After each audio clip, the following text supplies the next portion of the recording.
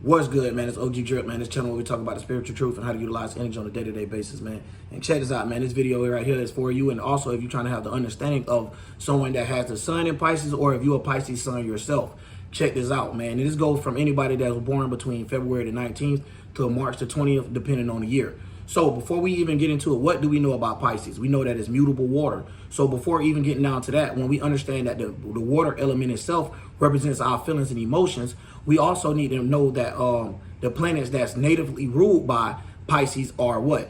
Then we got Neptune being the main one, and then we have Jupiter playing off in the background. Now, this is what's going to give us the effect of knowing what the energy is, especially when you talk about what the sun means. The sun is how we take action or how we want to be seen. So anytime the sun is in the house, especially out of the 7th to the 12th houses, this end up playing out, and it's also sun in the 12th house. So this end out playing that this is a relatable house or interaction house, someone that's like to interact with others a lot. So when we getting down into this, you got to pay close attention, because what do we see by the animal that when we look at Pisces? It's represented as a fish. So now when you look at the fish that's on the Pisces thing, it's fish swimming in opposite directions. Now, this is because you might be feeling some way, but the way that you communicate it or the way that you try to express it to others be a whole nother way. And it takes people to that, where someone to think that you're actually chaotic when you might be actually sad and broken down. Now, the reason why it plays out like that is because you guys lack Mercury. So this is the debilitation. So it's hard for people to get the things of what you're saying. So this is why it's like a fantasy world, or a lot of you guys have a lot of times wasting time into dreaming too much without actually putting the effort. Because it's like this, when it comes down to water or things like that with the feminine energy, when you taking a sun sign or you taking one of your signs to try to go forth in it, a lot of times it get like played out to the fact of the characteristics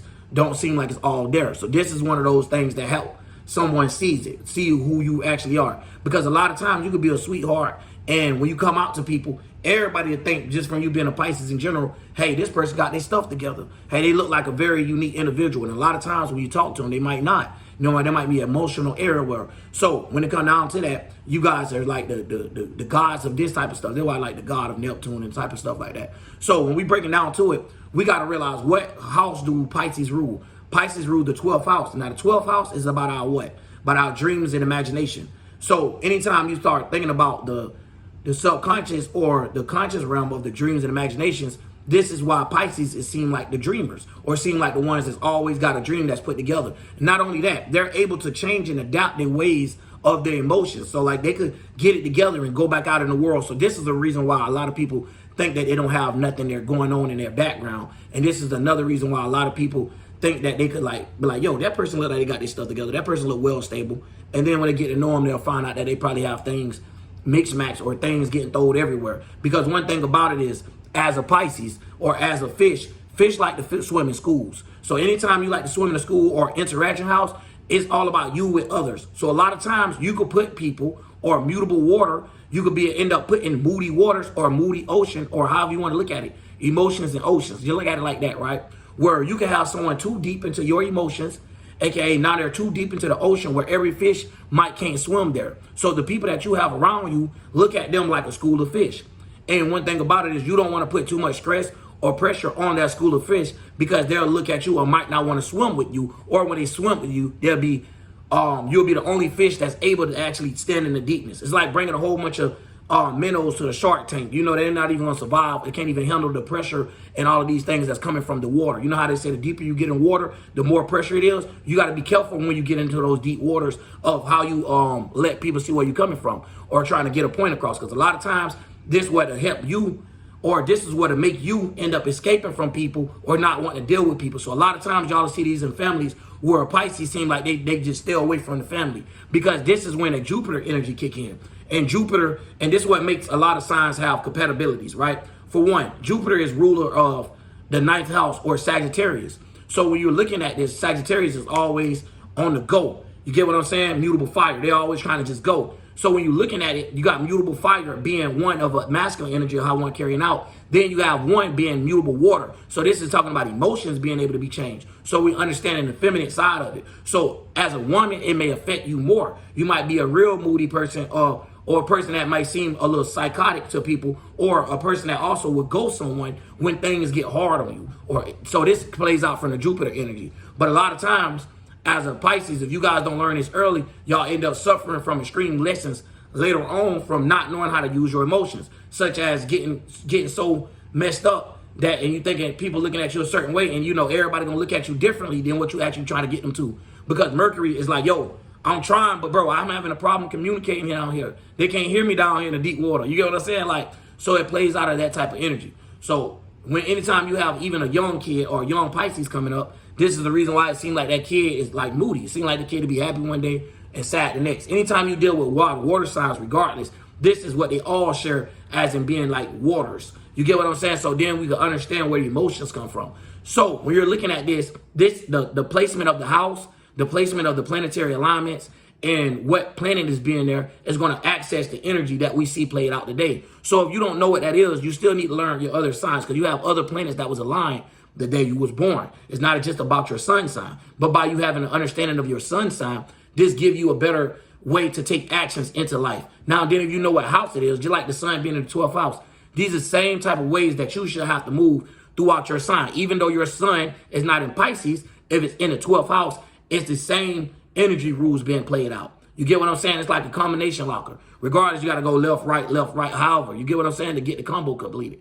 So when you guys seeing this, pay attention that anytime you see, like, let's say Neptune, and it's representing your dreams and imaginations, anytime someone that you're around or someone is not respecting your dreams and imagination, is going to turn your dreams into a nightmare. So you got to remember that. You don't want to be the nightmare to somebody, or you don't want to face your own nightmares due to some karma that you didn't know you was actually putting out there. So it's very important for us to understand the powers that's within us, so we can understand how to make it be a teamwork from within. So before we come to anyone else, we'll be able to break that stuff down. Now, the reason why I like to do it like this is because it's teaching you the astrology behind it. It's teaching you, hey, where did the energy come from?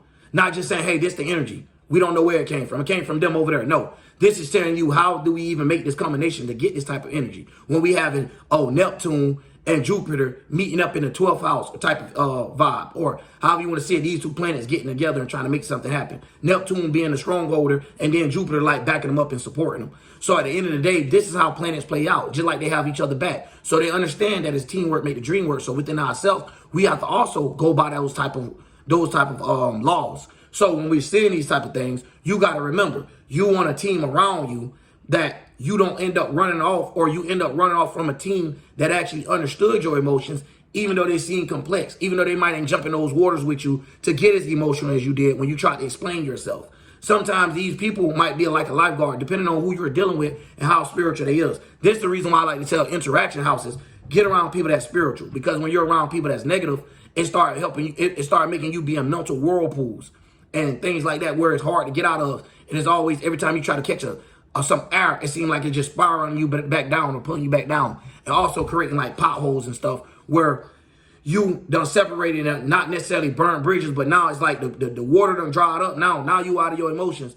And now every fish in its own pond, like everybody being separated from you. But remember, y'all supposed to be a school together in the beginning. So this is another time where you will put out, once again, with that Mercury being debilitated, of how things end up playing out to you when you're trying to communicate your deep feelings. So remember that. Don't ever get too deep. That's a dangerous word too, to a degree. Like a lot of these words is. You know what I'm saying? You'll never want to get too light until you bump your head, or fall so hard when you do, or you won't never want to go up so bad much until you fall and all that stuff.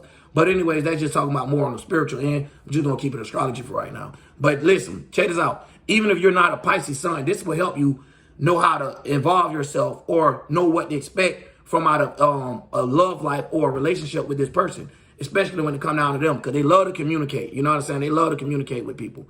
Like I told you, it's an interaction house. So anytime it come down to the feelings and stuff, these people have like an advantage over it. They could put you in an emotional spot where it have you feeling like, damn, thank you, man. I needed that emotional support. All this logic didn't matter. So and this will also help you understand Pisces being the opposite energy of Virgo, where Virgo, the Neptune is exalted. I mean, the Neptune is debilitated.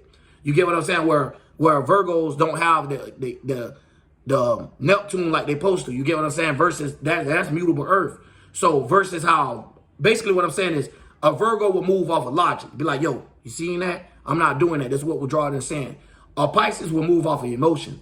So at the same time, when your sun in Pisces or your sun in the 12th house, be careful how you move based off your emotions. But that's basically all I want to say, y'all. We'll do deeper videos on them, but I had to wrap this one up because we got a whole a whole little episode and a whole little thing. So if you want it broken down deeper, let me know down in the comments, man. And I don't know how, but I wanted to include this as well. Also, when it comes down to the anatomy, Pisces is considered as the fish or the feet. You get what I'm saying? You have a pair of fish. So a lot of times, a lot of people don't understand that when they see it in ancient scripts or also biblical scripts. So I wanted to add that in there, man, and let y'all know. But anyways, man, I'm out. OG Drip.